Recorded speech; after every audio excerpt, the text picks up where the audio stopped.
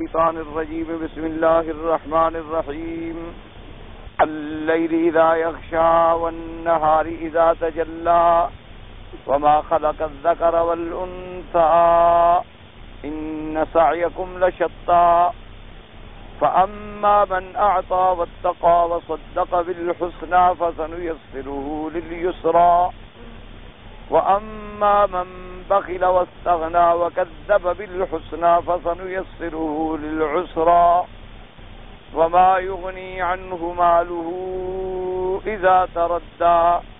قال المؤلف والمفسر رحمه الله تعالى رواية علي رضي الله تعالى عنه قال البخاري حدثنا أبو نعيم قال حدثنا سفيان عن الأعمش عن سعيد بن ويدة عن أبي عبد الرحمن السلمي عن علي بن أبي طالب رضي الله تعالى عنه قال كنا مع رسول الله صلى الله عليه وسلم في بقيع الغرقد في جنازة فقال ما منكم من أحد إلا وقد كتب مقعده من الجنة ومقعده من النار فقالوا يا رسول الله صلى الله عليه وسلم أفلا نتكل فقال اعملوا فكل ميسر لما خلق له ثم قرأ فأما من أعطى واتقى وصدق بالحسنى فسنيسره لليسرى إلى قوله للأسرى وكذا رواه من طريق شعبة ووكيع الأعمش بنحوه.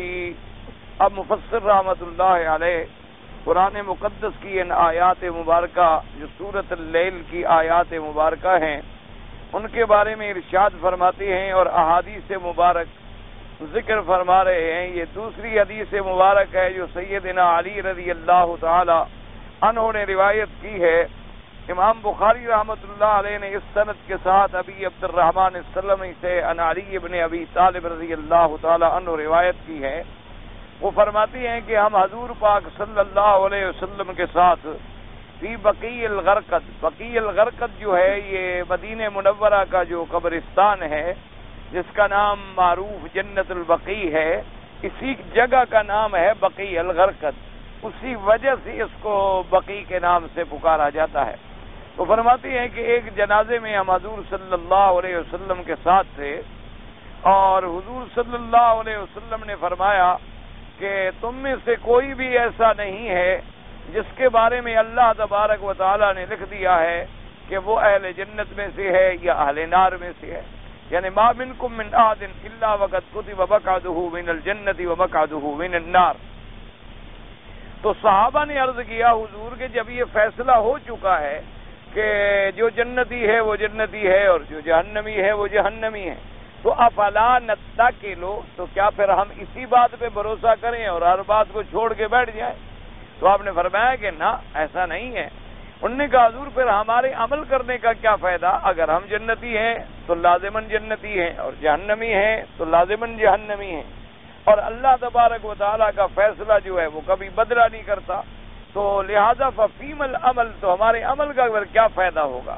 حضور نے فرمایا کہ نہیں، سمجھو بات کو، اعملوا، تم عمل کرو، فکل میسر لما خلق لہ، اللہ نے جس کو جنت کے لیے پیدا کیا ہے اس کے لیے کام بھی جنت کے آسان فرما دیں گے.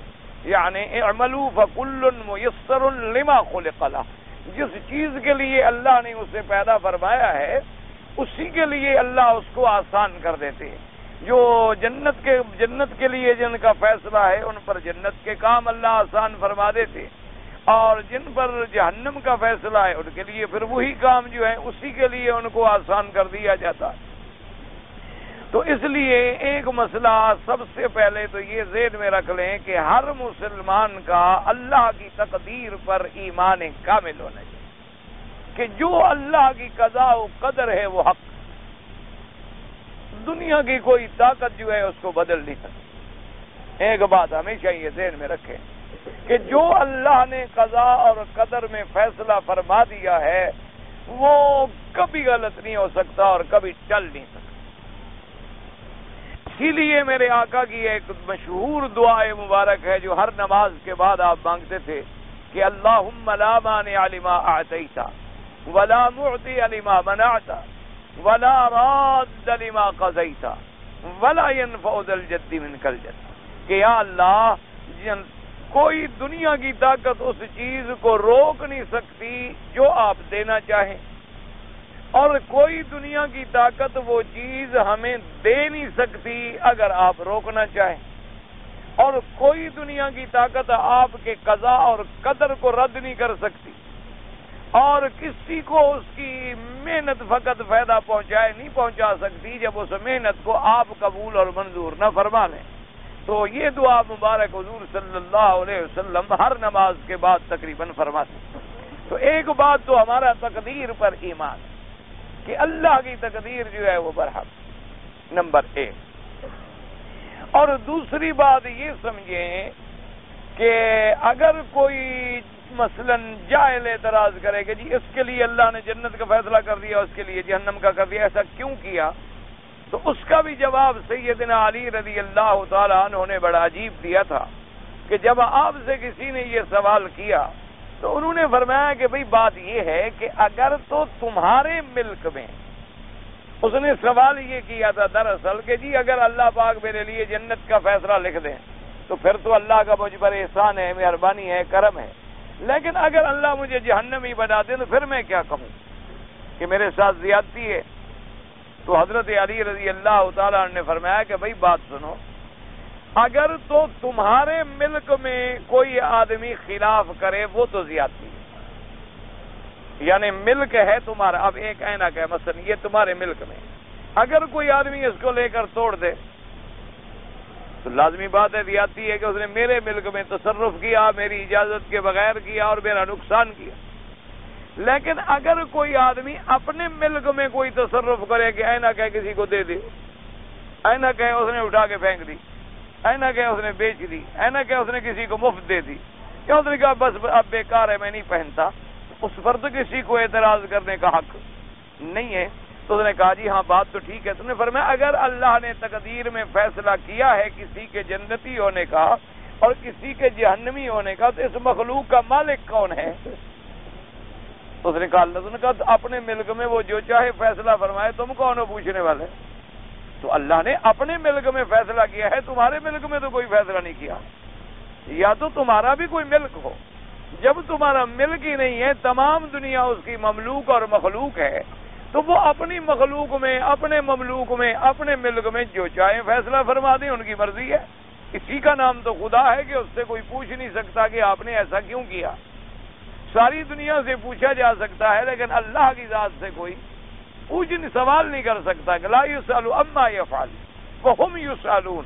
اللہ نے فرمایا اس کی ذات سے نہیں پوچھا جائے گا لیکن تم سب سے پوچھا جائے گا۔ یہ دو باتیں ذہن میں رکھ لیں۔ دو، تیسری بات یہ رکھ لیں ذہن میں کہ اللہ کا علم جو ہے اس کا کوئی مقابلہ نہیں، اور اس کا علم جو ہے وہ ماضی، حال، مستقبل، آسمان، زمینیں، قیامت تک کے لیے محیط ہے۔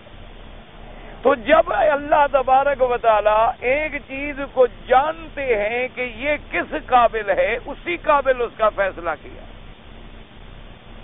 جو جنت کے لائق اور قابل تھے ان کے بارے میں فیصلہ بھی اللہ نے جنت کا، اور جو جہنم کے لائق اور قابل تھے ان کے بارے میں فیصلہ بھی جہنم کا ہوا۔ تو جب انہوں نے اپنے علم کے مطابق ایک فیصلہ فرمایا، اور اللہ کے علم میں کوئی غلطی نہیں ہوتی، اور اللہ تبارک و تعالیٰ کبھی بھولتے نہیں، اللہ تبارک و تعالیٰ کبھی بہکتے نہیں، اللہ تبارک و تعالیٰ کسی کے روب میں آگے فیصلہ نہیں کرتے، اللہ تبارک و تعالیٰ کسی کے آگے کمزور نہیں، اس لیے پھر جو بھی ان کا فیصلہ ہے وہ برحق ہے۔ اب اللہ تبارک و تعالیٰ نے جس کو اچھے کاموں کی توفیق دی ہے تو علامت یہی ہے کہ اس کو اللہ نے جنت کے لیے پیدا کیا، کہ کام ہی وہ جنت والے کر رہا ہے، اور جس کو غلط کاموں میں پڑا ہوا ہے وہ سمجھے یہی کہ اس کو پیدا ہی اسی کے لیے کیا گیا ہے۔ لیکن کبھی ایسا بھی ہوتا ہے، یاد رکھو کہ ساری زندگی ایک آدمی کفر پہ رہا لیکن چند لمحات اپنی موت سے پہلے کلمہ پڑھ لیا اور جنتی بن گیا۔ اسی طرح ساری زندگی ایک آدمی ایمان پہ رہا لیکن جناب چند دن باقی تھے، نعوذ باللہ کے مرتد بن گیا، قادیانی ہو گیا، کافر بن گیا، اسماعیلی بن گیا، آغا خانی بن گیا، کسی غیر فرقے میں چلا گیا، گمراہ ہو گیا اور مر گیا۔ تو یہ بھی اس کی تقدیر کے فیصلے ہیں اور اسی طرح اس میں لکھا ہوتا ہے۔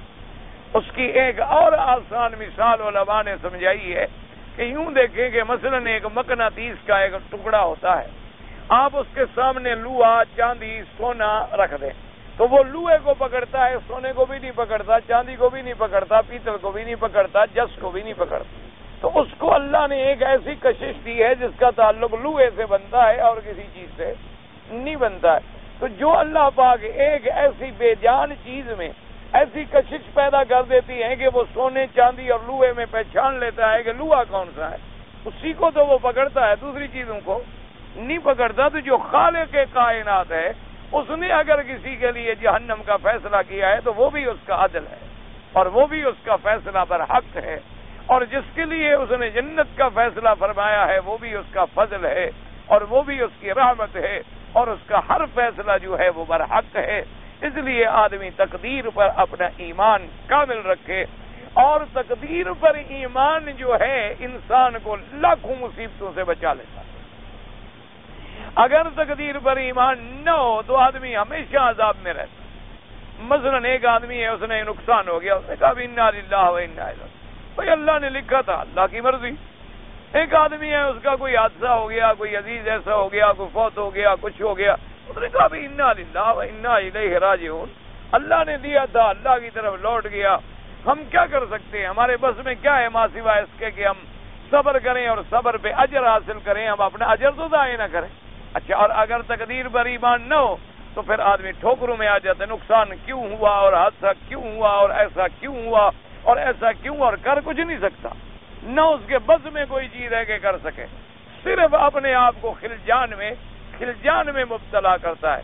اس لیے قرآن کا فیصلہ ہے وَمَن يُؤْمِن بِاللَّهِ يَهْدِ قَلْبَهُ، جو شخص اللہ پر ایمان رکھتا ہے اللہ اس کے دل کو بھی ہدایت دے دیتے، اللہ تبارک و تعالیٰ اس کو سمجھ دے دیتی ہیں، اس کو فکر دے دیتی ہے اور اس کو سیدھے راستے پر ہدایت فرما دیتی ہیں، اور وہ مطمئن ہو جاتا ہے کہ جو میرے خالق کا فیصلہ ہے، آمنا باللہ، اللہ پر ہمارا ایمان ہے، اللہ کی تقدیر پر ہمارا ایمان ہے، اللہ کے قضاء و قدر پر ہمارا ایمان ہے، بادل موت پر ہمارا ایمان ہے، اور یہ بھی ہمارا ایمان ہے کہ وما ربک بظلام للعبید، اللہ اتنا بڑے رب العالمین ہیں، ارحم الراحمین ہیں، وہ کبھی اپنے بندوں پہ ذرے کے برابر بھی ظلم نہیں کرتا۔ اگر کسی کو جہنم ملی ہے تو اس نے اپنی جان پہ ظلم کیا ہے کہ جو اللہ نے اس کو ایک اختیار دیا تھا اس کو اس نے غلط استعمال کیا۔ اس لیے فرمایا وما ظلمناہم ولکن کانوا انفسہم یظلمون، کہ اے کفار، ہم نے تمہارے اوپر کوئی ظلم نہیں کیا کہ تمہیں جہنمی بنا دیا، تم نے اپنے جانوں پہ خود ظلم کیا، ورنہ ہم نے تو تمہیں عقل دیا تھا، ہم نے تمہیں سمع دی تھی، بصر دی تھی، بصیرت دی تھی، دل دیا تھا، فکر دیا تھا، دماغ دیا تھا، ہم نے رسول بھیجے، پیغمبر بھیجے، نبی بھیجے، کتابیں بھیجی، تم نے پھر بھی راستہ ہدایت کا اختیار نہ کیا۔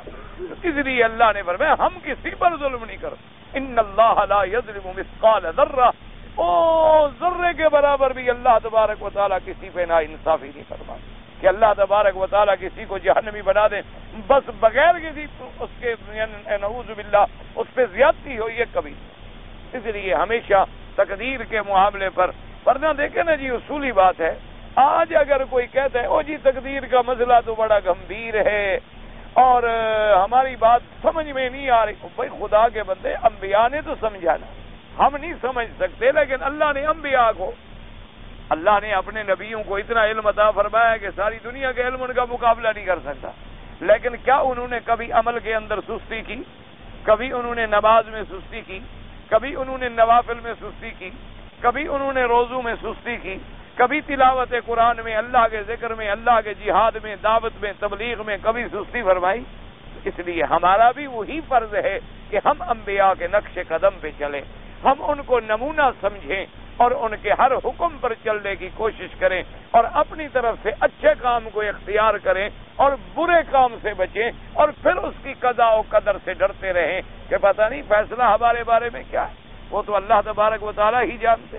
اس لیے آپ نے فرمایا اعملوا، عمل کرو اور عمل پہ لازم رہو، اور باقی رہا تمہارا یہ کہ عمل، اس کی توفیق بھی اللہ دے رہے ہیں، اگر تمہیں بھلائی کی توفیق مل رہی ہے تو شکر کرو کہ تم اچھے کام کے لیے پیدا کیے گئے۔ فرماتے ہیں ان کو باقی مفسر علماء نے بھی روایت فرمایا اس حدیث کو. ثم رواه عن عثمان بن ابي شيبة عن جرير منصور سعيد بن عبيدة عن نبي عبد الرحمن عن علي بن ابي طالب رضی اللہ تعالی عنہ. یہ دوسری سند بھی حضرت علی رضی اللہ تعالی عنہ سے قال كنا في جنازة في بقيع الغرقد، ہم ایک جنازے میں تھے بقیع الغرقد کے اندر. فاتا رسول اللہ صلی اللہ علیہ وعلى آلہ واصحابہ وسلم تسلیما کثیرا کثیرا فقعد وقعدنا حوله ومعه مقصرة فنكس فجعل ينكث بمقصرته ثم قال ما منكم من أحد أو ما من نفس منفوسة إلا كتب مكانها من الجنة والنار وإلا قد كتب الشقيا أو سعيدا. فقال رجل يا رسول الله صلى الله عليه وسلم أفلا نتقل كتابنا وندع الأمل. اس روایت میں تھوڑا الفاظ میں فرق ہے، بات وہی ہے. اس میں حضرت علی رضی اللہ تعالیٰ عنہ فرماتی ہیں کہ ہم بقیع الغرقد میں جنازے میں شریک تھے، یعنی جنازے کے بعد تشریف لے گئے وہاں کہ حضور پاک بھی تشریف لے آئے. فقعد آ کے بیٹھ گئے. فقعدنا حولہ، ہم حضور پاک کے ارد گرد حلقہ بنا کے بیٹھے. حضور کے ہاتھ میں ایک چھوٹی سی چھڑی تھی. فرمایا فجعل ينكث في الارض، اس چھڑی سے آپ زمین کو تھوڑا تھوڑا کریدنے لگے جیسے کسی فکر میں بیٹھے.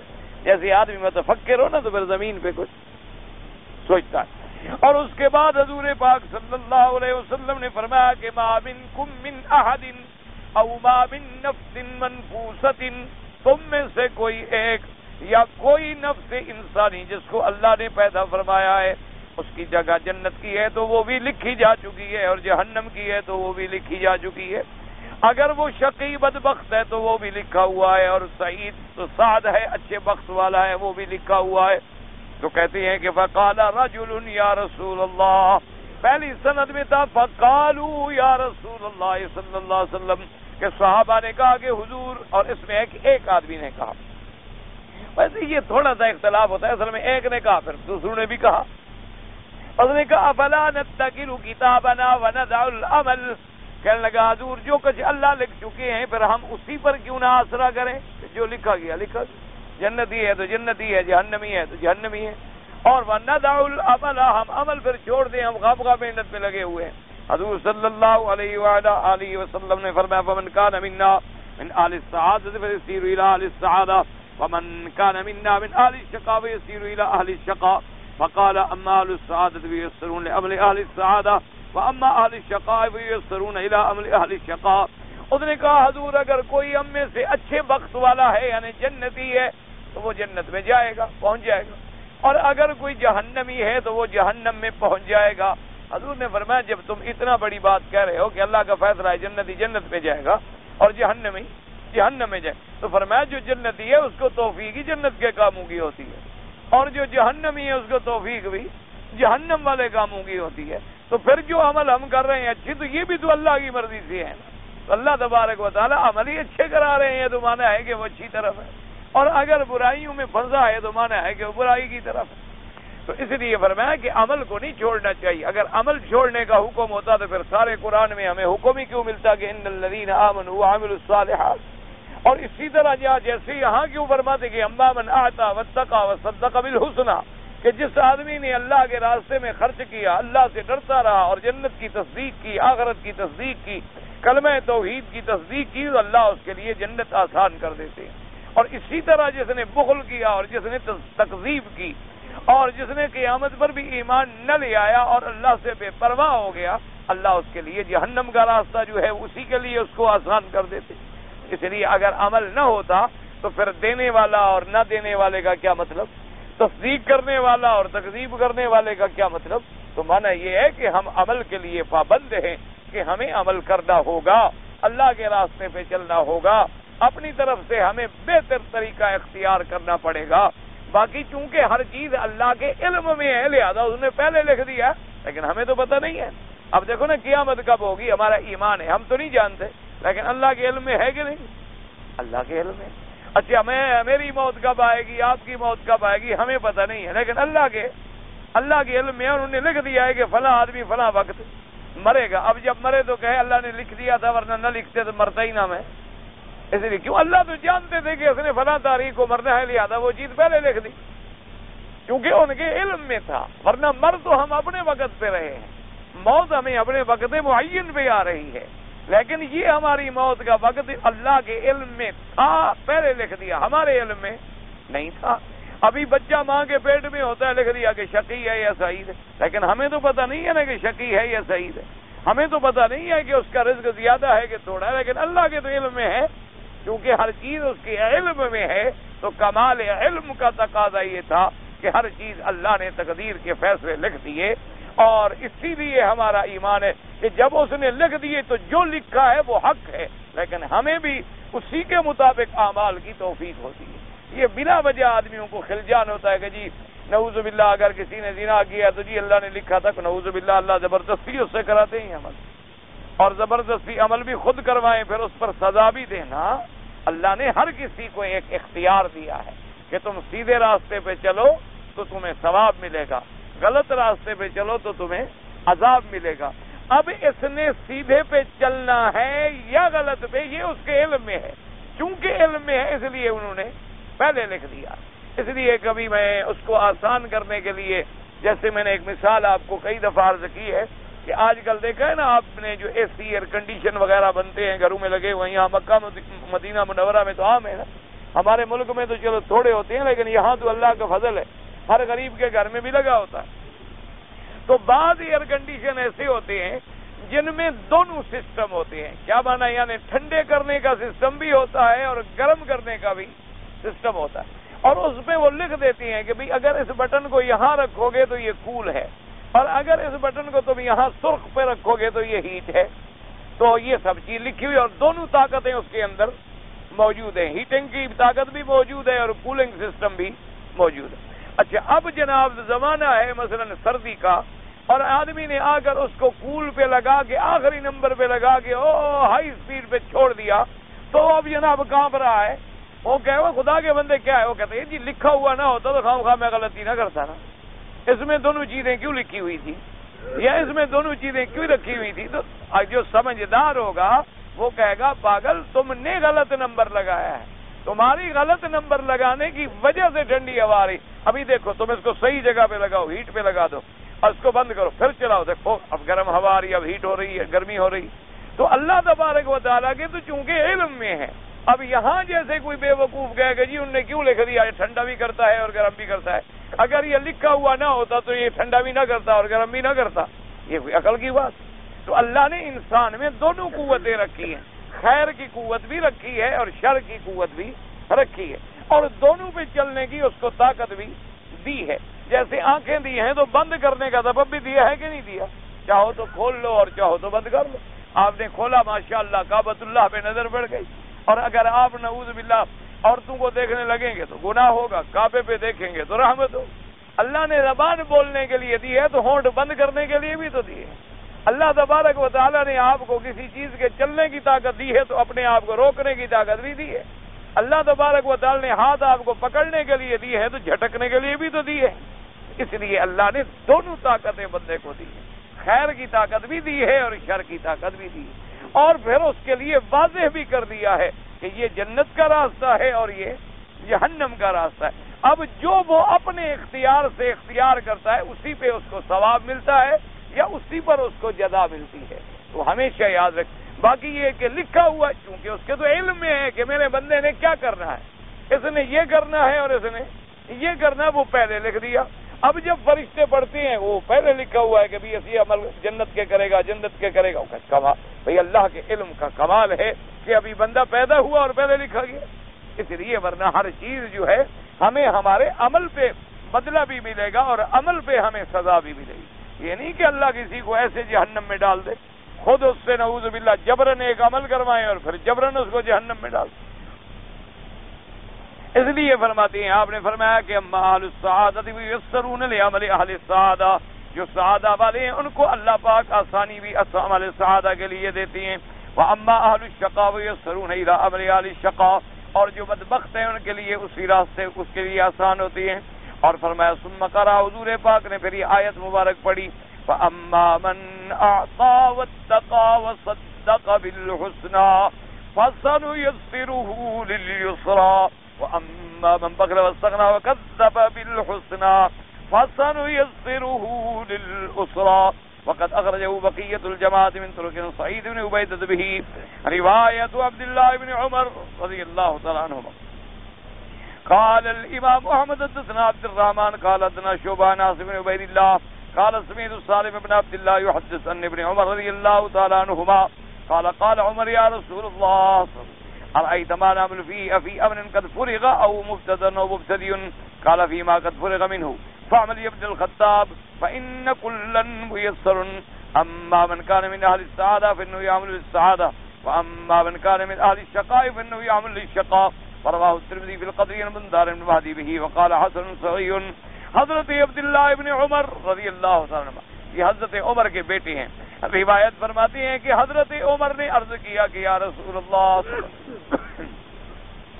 صلی اللہ علیہ وسلم جب آدمی چھینک آئے تو اس کو چاہیے کہ الحمدللہ کہے اور سننے والے کو چاہیے کہ وہ یرحمک اللہ کہے اور پھر جس نے الحمدللہ کہا تھا وہ کہے یہدیکم اللہ ویصلح بالکم.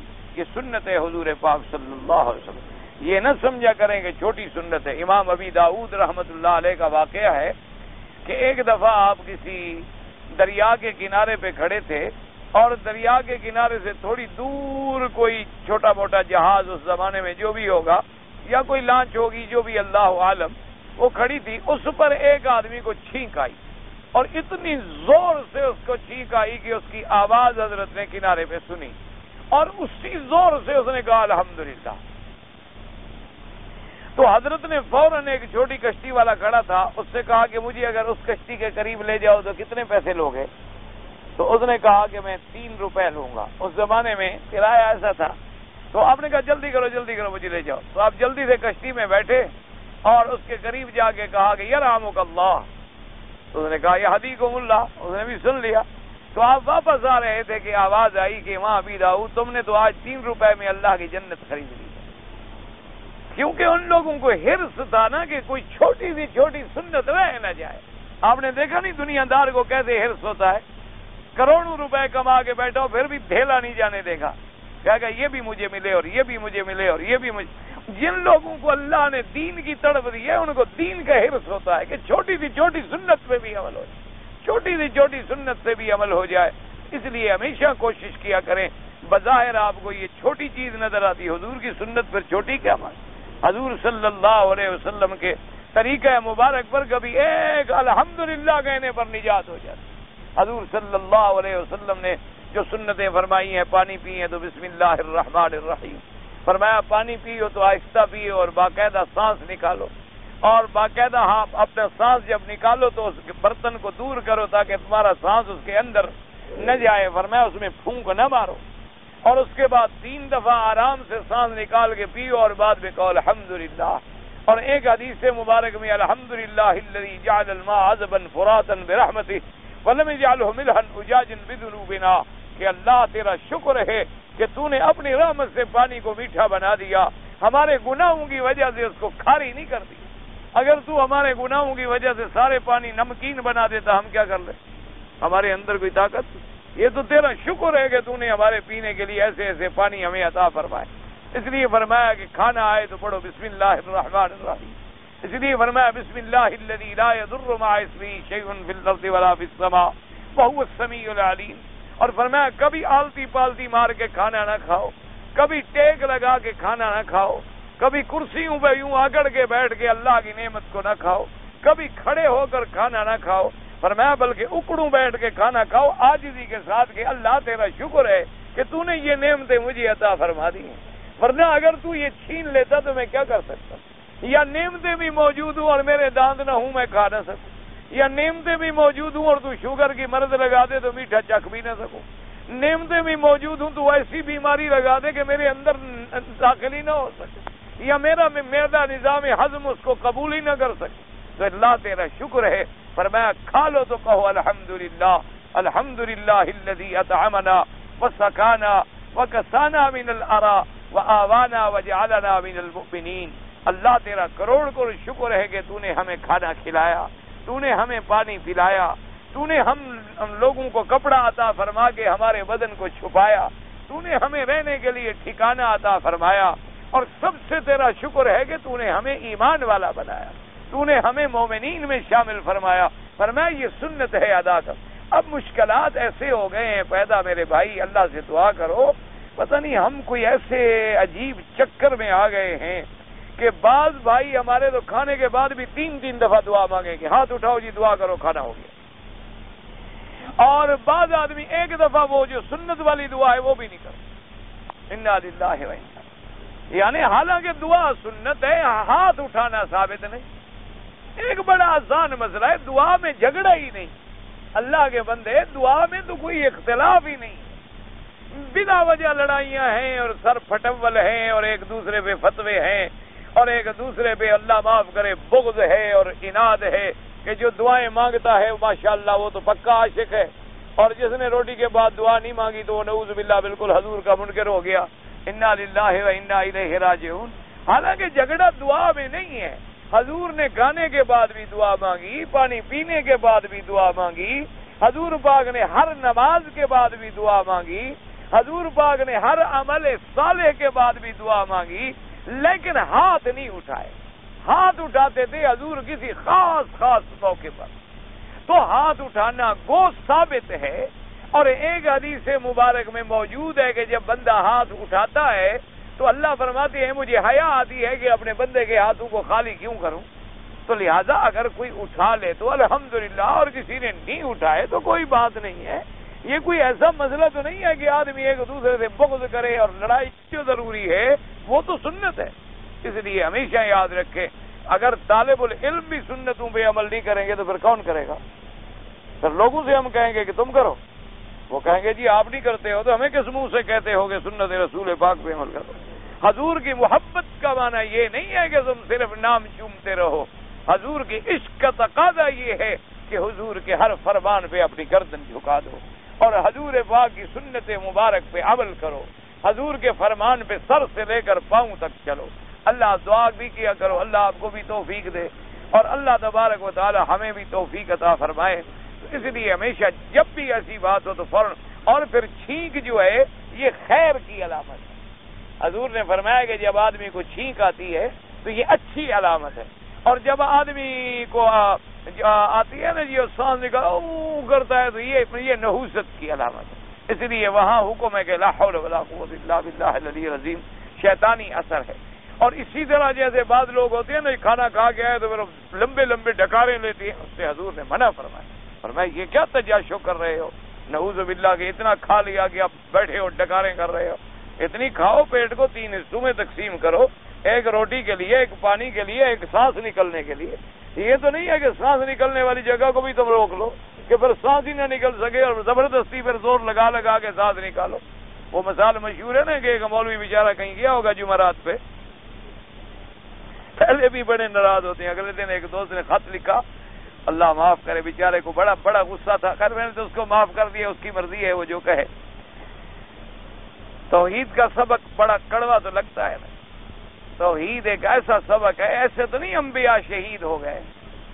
انبیاء اللہ کے راستے میں کیوں شہید ہوئے؟ کوئی زمین کا جھگڑا تھا؟ آخر آپ سوچیں, غور کریں کہ انبیاء کیوں شہید ہوئے. یہی توحید تھی. اسی توحید پہ آگے لوگ جنون تھا, دیوانے تھے, ان کو اللہ کی توحید اچھی نہیں لگی, انبیاء کو شہید کر. علماء حق جو شہید ہوتے رہے تو اللہ کی توحید کے لیے, اس بیچارے کو بھی بڑا غصہ آیا. کہتا ہے جی ایسے سخت مسئلے بیان کرتے ہیں آپ, اگر ہمارے ملک میں ہوں تو ہم آپ کو قتل کر. اللہ کے بندے, تمہارے ہاتھ میں میرا قتل ہوتا تو پھر میں زندہ رہتا. خدا کے بندے, قتل کرنا نہ کرنا, مرنا نہ مرنا, پھر توحید ہی کیا ہوئی اگر ہم تمہارے خط سے ڈرتے رہیں. یہ تو ہمارا اللہ بھی کہتا ہے جی آپ اپنے ملک میں ایسی تک, میں نے تو کتابیں لکھی ہیں اپنے ملک میں, اردو میں لکھی ہوئی ہیں, عربی میں نہیں ہیں. یہ نہیں کہ اپنے ملک میں کوئی اور مسئلہ بیان کرتا ہوں, یہاں کوئی اور مسئلہ بیان کرتا ہوں.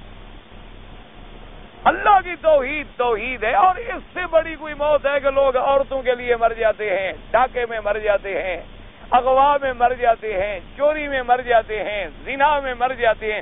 اگر ہم اللہ کی توحید کے لیے شہید ہو جائیں, اور بھی کوئی چیز چاہیے پھر ہمیں؟ اس سے بڑا بھی کوئی مرتبہ ہے دنیا میں؟ اسی لیے صحابہ جب شہید ہوتے تھے کیا کہتے, فزت ورب الکعبہ, کہتے تھے رب کعبہ کی قسم ہے ہم کامیاب ہو. رب کعبہ کی قسم ہے کہ ہم جیت گئے۔ اللہ کے بندے اللہ کی توحید کے ساتھ ایسا معاملہ نہ کریں، اللہ کی پکڑ بڑی سخت ہوتی، اللہ تبارک و تعالی رحمت فرمائے۔ تو بہرحال ایسی کوئی بات نہیں، میں نے کہا تم ابو جہل ہو، کسی مسلمان کو لکھا جائے تم ابو جہل ہو۔ بہرحال جو اس نے کہا میں نے تمہیں معاف کر دیا ہے، مجھے نہ رنج ہے نہ کچھ، اس سے زیادہ مجھے گالیاں ملتی اور مجھے یقین ہے انشاءاللہ کہ تم ٹھیک ہو جاؤ۔ تم نے مسئلے کو سوچنا شروع کر دیا ہے، جب سوچنا شروع کرے آدمی اللہ کی ہدایت آئے گی، اللہ تبارک و تعالیٰ کی رحمت آئے گی اور حق سمجھ آ جائے، حق حق ہے اور باطل باطل ہے۔ اس لیے بہرحال تو اس میں عرض یہ کر رہا تھا کہ انسان کو اللہ تبارک و تعالی دعا یہ کیا کریں کہ اللہ ہمیں حق پہ رکھے۔ یہ چھوٹے چھوٹے مسائل میں الجھنا جو ہوتا ہے نا جی، وہ کیا بیچارہ کہیں روٹی چھوٹی سی جمعرات اسی لیے ناراض ہو جاتے ہیں کہ جمعرات ہے کیوں کہتے ہیں، اور خدا کے بندے آخر کیا کہیں۔ تو خیر جی اس نے کوئی حلوہ ولوا کھا لیا زیادہ تو وہ بیمار ہو گیا بیچارہ، ڈاکٹروں کو بلایا، اب جناب مر رہا ہے، نہ سانس اوپر جاتا ہے نہ نیچے جاتا ہے۔ تو حکیم صاحب آ گئے، انہوں نے گولیاں نکالی، انہوں نے کہا یہ 2 گولیاں جلدی جلدی کھا لو۔ کہنے لگا حکیم صاحب ان گولیوں کی جگہ ہوتی تو میں اور حلوہ نہ کھا لیتا۔ تو یہ کھانا جو ہے یہ بھی شریعت میں حرام ہے، یہ بھی منع ہے کہ آدمی بلا کی طرح ٹوٹ پڑے۔ یہ بھی حضور پاک نے فرما دیا 3 حصوں میں تقسیم کرو اپنے پیٹ کو، ایک حصہ روٹی کے لیے، ایک پانی کے لیے اور ایک ہوا اور سانس کے لیے، اور فرمایا بھوک لگی ہو بچے تو چھوڑ دو۔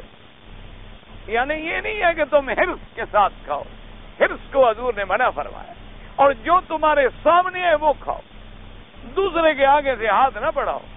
اگر تیرے نصیب میں ہے وہ تمہیں خود اٹھا کے دے دے گا۔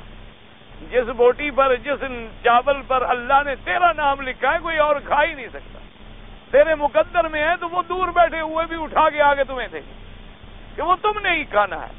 تو پھر حرص کرنے کی ضرورت کیا ہے؟ اس لیے ہمیشہ یاد رکھیں سنت پہ کوشش کیا کریں عمل کرنے کی، اور دعا کریں کہ اللہ ہم سب کو سنت والا بنائے، اللہ بدعات سے بچائے، اللہ شرک اور کفر کے اندھیروں سے نکال کے ہمیں نور ایمان پہ رکھے۔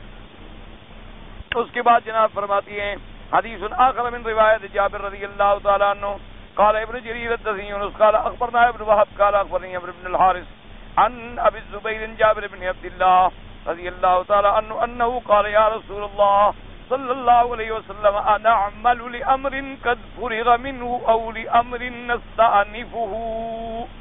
ہاں حضرت عمر رضی اللہ نے پوچھا تھا، حضور آپ سے پوچھا حضرت عمر نے کہ حضور جو ہم عمل کرتے ہیں یہ اللہ لکھ چکے ہیں یا ابھی لکھیں گے یا ابھی اور ابتدا ہوگی؟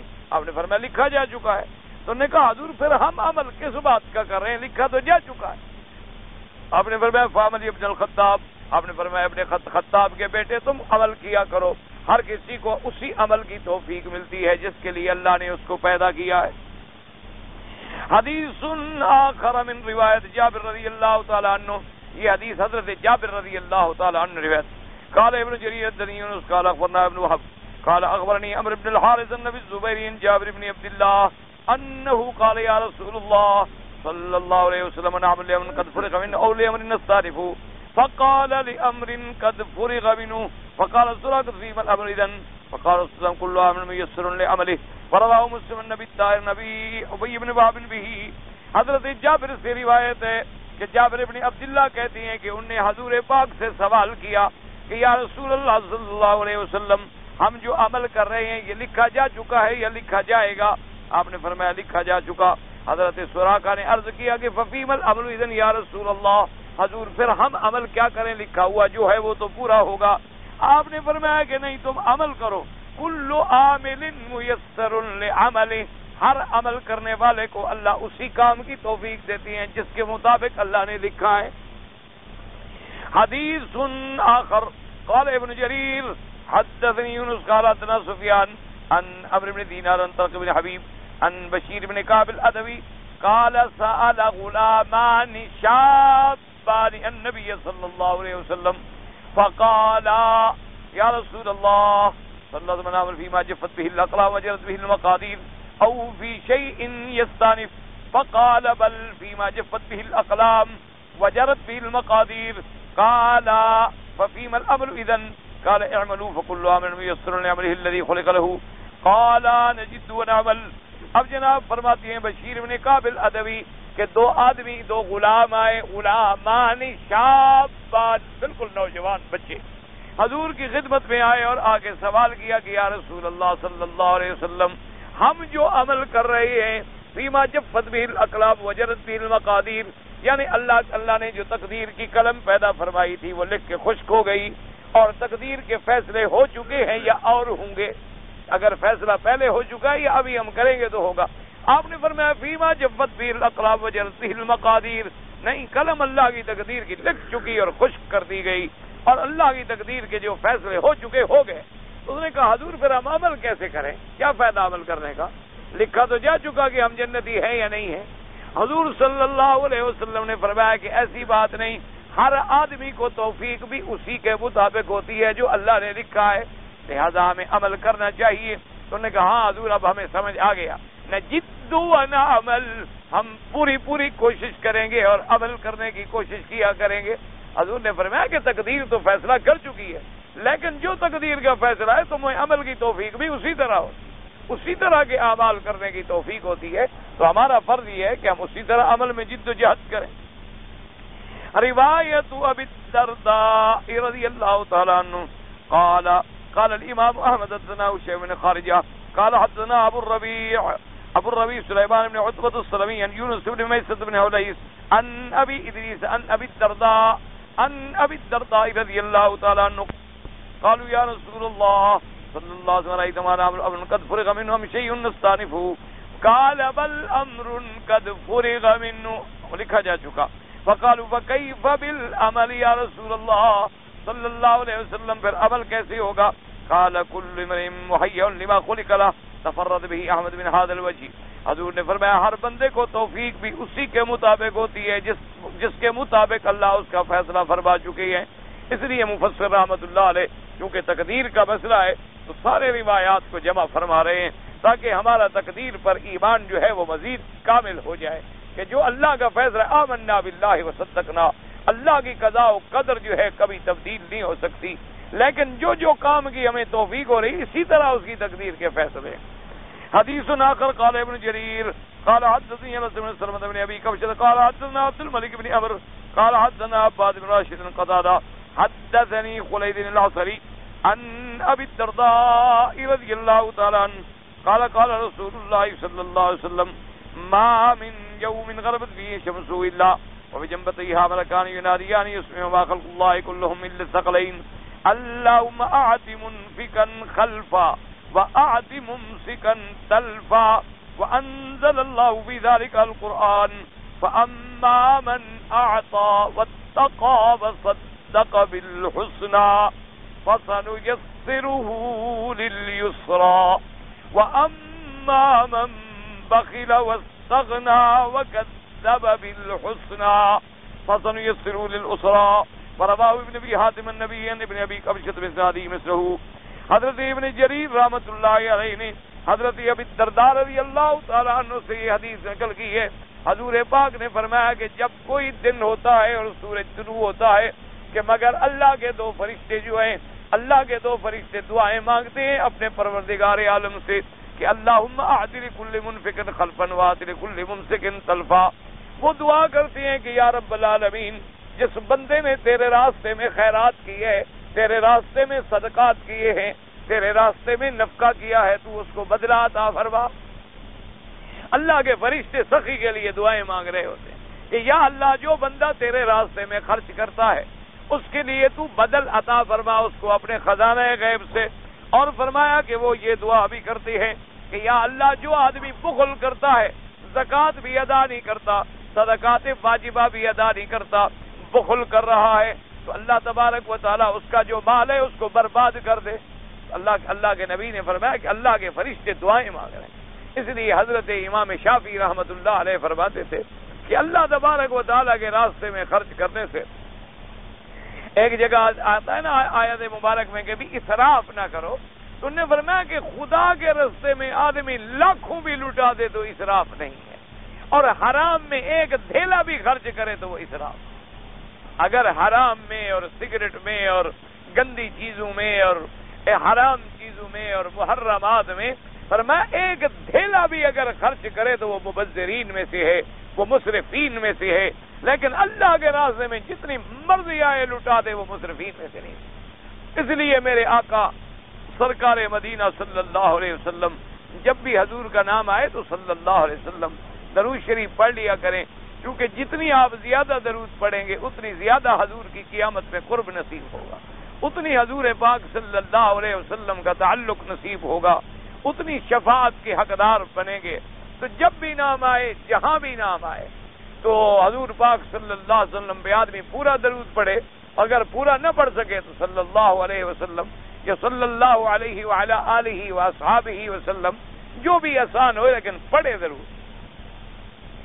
تو حضور پاک حضرت بلال رضی اللہ تعالیٰ عنہ کو فرماتے تھے انفق بلالا، آپ فرماتے بلال خرچ کرو اللہ کے راستے میں، لا تخشى علی ذی العرش اکلالا، عرش والے پروردگار عالم سے یہ نہ ڈرو کہ وہ ہمیں بھوکا کر دے گا، اللہ کے راستے میں خرچ کرو، اللہ کے راستے میں لٹاؤ جتنی لٹا سکتے۔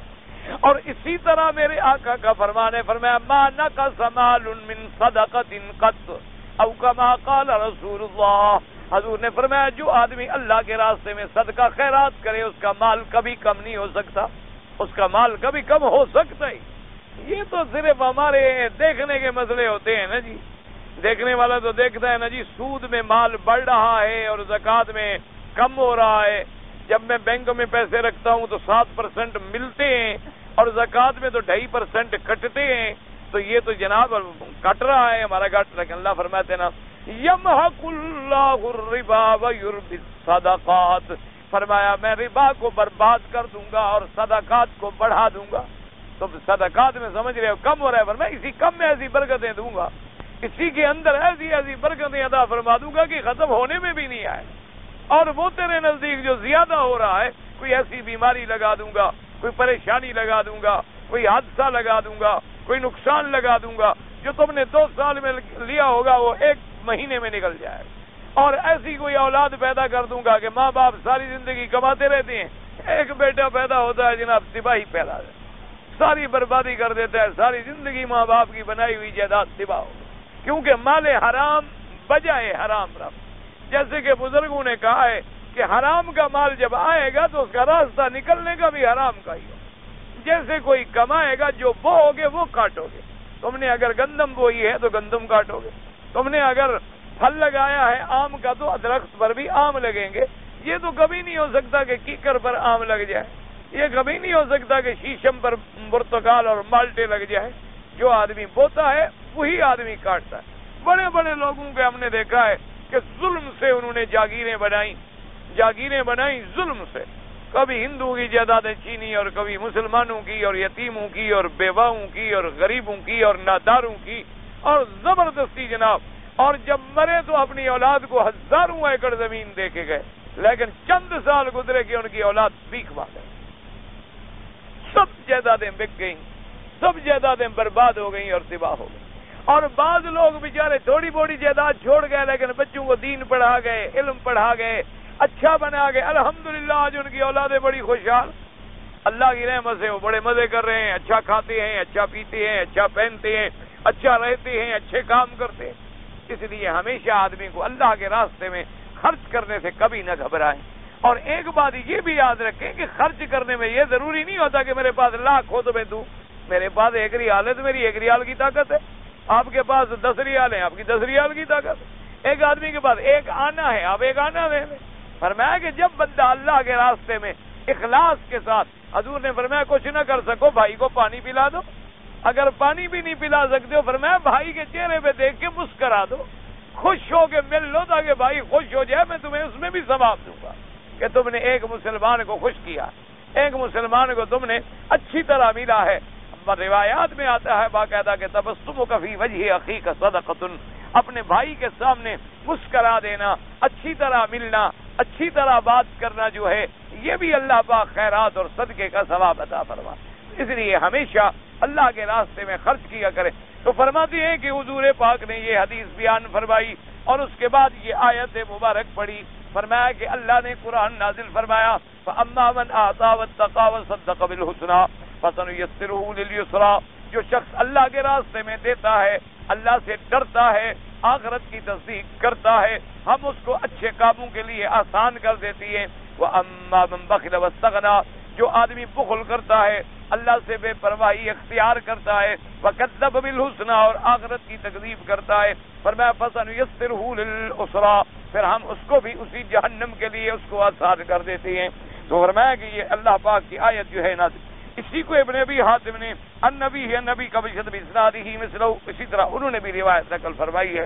اللہ تبارک و تعالی آپ کو بھی مجھے بھی صحیح اعمال پہ رکھے، صحیح ایمان پہ رکھے، خاتمہ ایمان پہ فرمائے، تمام مصائب آلام حوادث سے بچائے۔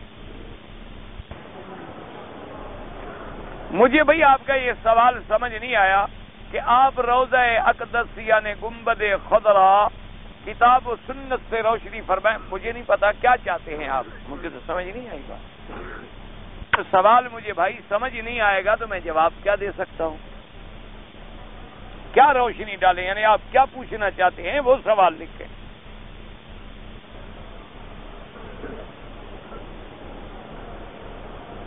ایک آدمی کے اپنے 6 بچے ہیں اور والدین بھی موجود ہیں، وہ اپنے والدین کو خرچہ نہیں دے سکتا، کبھی کبھی سال میں یا 2 سال میں جو توفیق ہوتی ہے دے دیتا ہے۔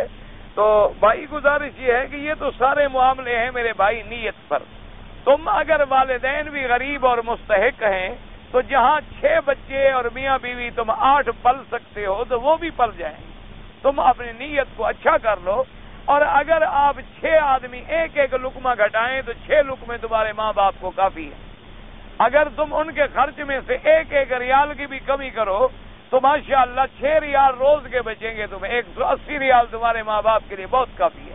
فکر نہ کرو انشاءاللہ، تم والدین کو دینے کی نیت کرو، اللہ مدد فرمائے، اللہ تبارک و تعالی۔ لیکن ہماری بدقسمتی ہے کہ بیوی کے لیے آدمی جوڑے خریدتا ہے اور سوٹ خریدتا ہے اور زیور خریدتا ہے اور گھڑیاں خریدتا ہے اور اس کے لیے جناب ٹیلی ویژن اور ریڈیو اور پتہ نہیں کیا کیا اللہ کے عذاب خریدتا ہے، اور والدین کو ایک لقمہ روٹی کا بھی نہیں پہنچاتا۔ انا للہ و انا الیہ راجعون۔ اسی لیے میرے آقا نے فرمایا تھا ایک زمانہ آئے گا قیامت کے قریب، فرمایا علامات قیامت میں سے ہے کہ ان یبر صدیقہ و یعق والداہ، کہ لوگ دوستوں کے تو بڑی خدمت کریں گے لیکن والدین کے نافرمان ہیں۔ اللہم انت السلام و منک السلام تبارک ربنا یا ذا الجلال والاکرام۔ اور بعض روایات میں الیک یرجع السلام ادخلنا الدار السلام بالسلام اور بھی ہیں، لیکن صحیح روایت میں وہی ہے۔ تبلیغی جماعت والے جہاد سے منع کرتے ہیں، کہاں جہاد سے آپ کو منع؟ آپ جہاد پہ جا رہے تھے، آپ کو پکڑ کے لے آئے؟ نہیں، اللہ کے حرم میں کھڑے ہو ایمان سے کہو کہ بھئی میں جہاد افغانستان پہ جا رہا تھا، ایک تبلیغی جماعت والا ملا، اس نے میرے گلے میں رسہ ڈالا، مجھے کھینچ کے گھر لے آیا۔ یا مجھے کسی عالم نے تبلیغی جہاد میں منع کیا کہ بھی جہاد پہ نہ نکلو۔ یہ بلا وجہ تہمتیں لگانے سے دین والوں کے ساتھ بغض رکھنا جو ہے، اللہ فرماتے ہیں پھر میرے ساتھ جنگ کے لیے تیار ہو جائے۔ اور اللہ سے بھی کوئی جنگ کر سکتا ہے، نتیجہ کیا نکلے گا؟ بربادی ہوگی۔ اگر آپ اچھا کام کر نہیں سکتے تو جو کر رہے ہیں ان کو برا تو نہ کہو۔ ان کا مقصد تو یہ ہوتا ہے کہ بھی تعلیم حاصل کرو، دین میں لگو، یہ بھی جہاد ہے۔ آج کے زمانے میں حق کے لیے نکلنا یہ جہاد نہیں، اپنے نفس کو مار کے نفس کو آرام سے چھوڑ کرنے کا، یہ نہیں کہ جب جہاد فرض ہو رہا ہو تو جہاد نہ کرو۔ جہاد کے مسائل ہیں کہ جہاد فرض کفایہ ہے، ہر آدمی پہ فرض نہیں ہوتا۔ دین کا سیکھنا جو ہے ہر آدمی پہ فرض ہے۔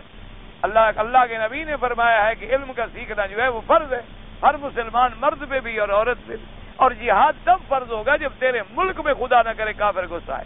اگر کسی اور ملک میں ہے تو ہمارے لیے فرض کفایہ ہے۔ اگر کچھ چند آدمی ہمارے اس جہاد میں شریک ہیں تو الحمدللہ ثم الحمدللہ، یا مجھے اللہ نے توفیق دی ہے میں پیسے بھیج کر ان کی مدد کر رہا ہوں تو یہ بھی جہاد بالمال ہے، یا میں تبلیغ میں لوگوں کو دعا کرتا ہوں اور مجاہدین افغانستان اور مجاہدین کشمیر کے لیے جذبہ بیدار کرتا ہوں، یہ بھی جہاد ہے، یا میں ان کے حق میں مضمون لکھتا ہوں، یہ بھی جہاد ہے۔ تو بلا وجہ اہل حق پر تہمت نہ لگایا کریں، وہ بیچارے کام کر رہے ہیں۔ مجھے زندگی میں اللہ جانتا ہے کبھی تک توفیق نہیں ہوئی، کبھی ایک دن بھی میں ان کے ساتھ نہیں گیا، ایک دن بھی، لیکن میں نے پوری دنیا کے بڑے بڑے ملک دیکھے ہیں، ان لوگوں کی محنت سے ان لوگوں کی محنت سے ایک نہیں، دو نہیں، لاکھوں کروڑوں بندے مسلمان ہوں، بڑی محنت کر رہے ہیں، اللہ ان کی محنت کو منظور فرمائے۔ بہرحال میں کبھی نہیں نکلا، جو سچی بات ہے، میں کہوں کہ میں بھی گیا ہوں یا میں نے کوئی تیر مارا ہے، میں تو بھئی ناکارہ سا آدمی ہوں، یہ طالب العلم ہوں، یہ قرآن لے کے بیٹھ جاتا ہوں، اور اسی میں امید ہے کہ آپ لوگوں کی دعا سے اللہ میری نجات کا کوئی ذریعہ بنا دیں گے۔ ورنہ میں نے بہرحال جہاں جہاں دیکھا ہے، بڑے بڑے ملک میں دیکھا ہے کہ ان لوگوں نے اللہ کی رحمت سے کوئی ایسی محنت کی ہے نا جی، کہ وہ لوگ جو انگریزی فیشن کے دل دادا تھے اور جن کی زندگی شراب میں گزرتی تھی، اتنی اتنی داڑیاں ہیں، سر پہ پگڑی ہے، ہاتھ باندھے ہوئے مسلح پہ بیٹھے رو رہے ہیں، میں نے بدلے ہوئے آدمی لاکھوں دیکھے۔ حتیٰ کہ ایک دفعہ امام حرم اللہ ان کی اور علم و عمل میں اور صحت میں برکت دے، ایک دفعہ تشریف لے گئے کہیں، تو اتفاق سے ان کے کسی اجتماع میں شرکت ہوئی، تو امام صاحب نے نماز پڑھائی، تو جب انہوں نے نماز پڑھائی اور سلام پھیرا تو انہوں نے تو 2 رکعتیں پڑھنی تھی، مسافر تھے امام صاحب تو ان سب نے بھی سلام پھیر دیا۔ تو امام صاحب سمجھے کہ ان لوگوں کو مسئلے کا پتہ نہیں، شاید بھول گئے، تو انہوں نے فرمایا کہ بھائی جو مقامی ہو، جو مسافر نہ ہو، وہ اپنی نماز پوری کرے۔ اب وہ بیچارے کہے تو عربی میں سکتے تھے، تو بعد میں ایک عالم نے عرض کیا، انہوں نے کہا حضرت یہ ہزاروں آدمی جو آپ کے پیچھے نماز پڑھی سب مسافر ہیں، دین کے لیے نکلے ہوئے ہیں، ان میں ایک بھی نہیں ہے گھر والا، یہ بھی مسافر ہیں آپ کی طرح، یہ بھی سب دین کے لیے نکلے۔ امام صاحب اتنی دعا فرمائی، فرمایا اللہ کی شان ہے کہ اللہ نے دین کا وارث تو عرب کو بنایا تھا، لیکن کام آپ لوگ کر رہے ہیں۔ اس لیے بہرحال کوئی دین کا کام کر رہا ہے، اگر اس کو اچھا نہیں سمجھ سکتے ہو تو برا بھی نہ کہو، اس کو بغض بھی نہ رکھو۔ کوئی قرآن پڑھا رہا ہے، حدیث پڑھا رہا ہے، قاعدہ پڑھا رہا ہے بچے کو، الحمدللہ تم دنیا میں لگے ہو، وہ دین میں لگے ہیں، غصہ بھی تمہیں ان پر ہے۔ اللہ کے بندے ہم دنیا کما رہے ہیں، وہ بیچارے دین میں زندگیاں لگا رہے ہیں، اللہ تبارک و تعالیٰ ان کی محنتوں کو قبول فرمائے۔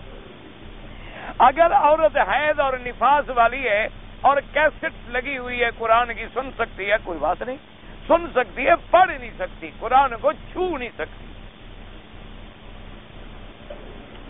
اتنا لمبا آدمی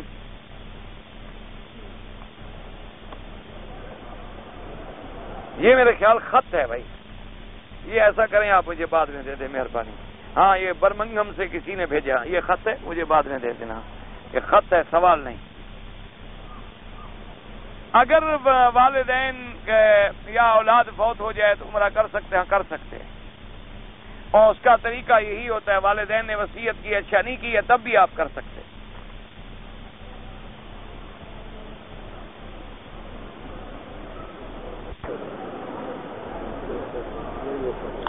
ایک آدمی کے 3 بیٹے ہیں، 2 لڑکے 1 لڑکی، ٹھیک ہے، ان کی شادیاں ہو گئی، چلی گئی، ایک لڑکا جو ہے مکان میں رہتا ہے، اس میں مکان پہ کچھ پیسے خرچ کے، بھائی سیدھی سی بات ہے، والدین کی وفات کے بعد اس کی جائیداد شریعت کے مطابق سب کا حق ہے۔ اگر اس مکان پہ کسی لڑکے نے اپنی طرف سے 2-4 ہزار روپیہ لگایا ہے، اس کی مرضی آئے تو معاف کر دے، مرضی آئے تو ان سے پیسے لے لے، لیکن جائیداد میں حصہ سب کو شریعت کے مطابق ملے۔ یہ نہیں کہ میں نے پیسے لگائے تھے تو مکان میرا ہو گیا، سوال ہی پیدا نہیں ہوگا۔ آپ کو جس آدمی نے خط لکھا ہے تو وہ خط ہمیں سنائیں بھائی، انشاءاللہ میں نے کہا تھا نا کہ پہلے وہ مجھے ملے تاکہ ہم ایک دوسرے کی غلط فہمیاں دور کریں۔ اگر وہ مجھے نہ ملا 1-2 دن تو پھر میں خط سنا دوں گا، کوئی بات نہیں۔ کچھ لوگ کہتے ہیں کہ امام مہدی غار میں ہے، یہ تو وہ ملنگ کہتے ہیں، جھوٹی بات ہے، کوئی غار شار میں نہیں ہے وہ۔ اور لطف کی بات یہ ہے، اتنا بڑا جھوٹ بولتے ہیں، وہ کہتے ہیں حسن عسکری کا بیٹا ہے، باپ کہتا ہے میرا بیٹا ہی کوئی نہیں، اس باپ نے کتابوں میں لکھا ہے کہ میرا بیٹا کوئی نہیں ہے، لیکن یہ کہتے نہیں اس کا بیٹا ہے اور غار میں چھپا ہوا ہے، اور قرآن بھی 70 گز کا رکھا ہوا ہے۔ ہم نے ان کو کئی دفعہ کہا ہے کہ میاں جب تمہارا قرآن آئے گا دیکھی جائے گی، جب تک نہیں آتا اس پہ عمل کرو، ہم مل کے سمجھوتا کر لیں، جب تمہارا امام قرآن لے کے 70 گز والا آئے گا چلو ہم تمہارے ساتھ، جب تک وہ نہیں آتا اس وقت تک تو تم ہمارا ساتھ دو، جھگڑا کیوں کرتے ہو کسی قرآن پہ، اس وقت تک تو عمل کرو۔ یہ اچھی کتاب ہوئی کہ وہ غار میں چھپا کے بیٹھا ہوا ہے، جب ساری دنیا مر جائے گی پھر آئے گا۔ اگر گھر والی نماز نہ پڑھے تو نکاح ہی نہیں رہتا، بڑا چھوٹا سا مسئلہ ہے، ایک نماز چھوڑ دے نکاح چھٹی۔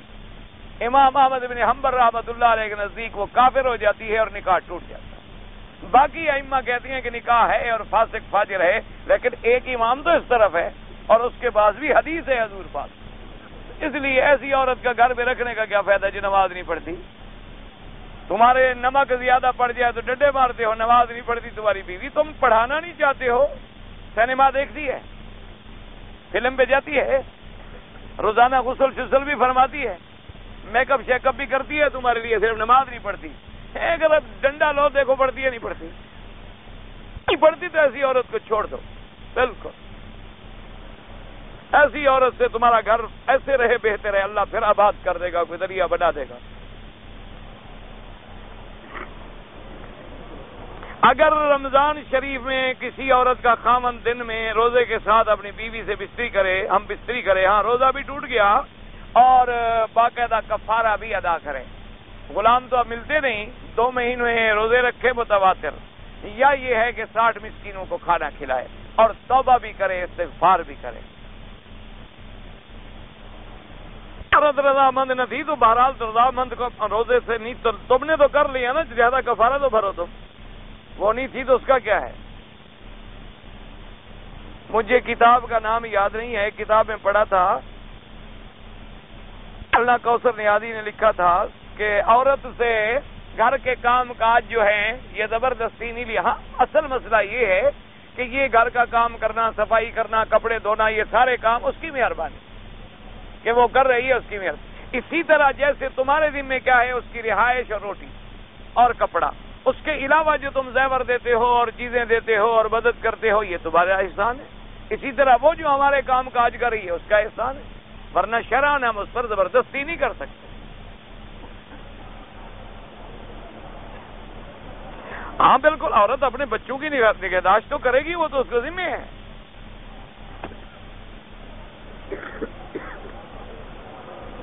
ہمارے ملک میں اکثر لوگ مل کر زور زور سے ذکر کرتے ہیں، بہرحال کوئی ایسی بات نہیں ہے، لیکن یہ پتہ نہیں کرتے کیا ہیں. یہ بھی تو لکھتے نا آپ. مولانا محمد ابن عبد الوہاب بہت بڑے شیخ گزرے ہیں، توحید کے سپاہی تھے اور بہت بڑے امام توحید گزرے ہیں، اللہ ان کی قبر پہ کروڑوں رحمتیں کرے.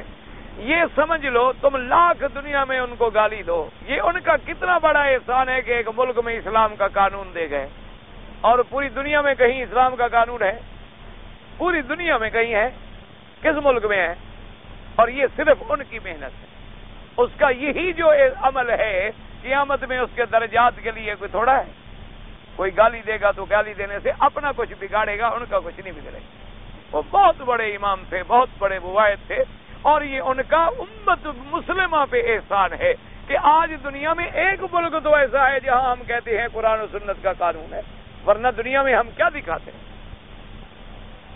آپ کے بیٹے کے لیے میں نے دعا کی ہے، تو بڑی مہربانی، اللہ شفا کاملہ عطا فرمائے اور اللہ سب کے بیٹوں کو شفا دے، سب کے بیٹوں کو حیا دے.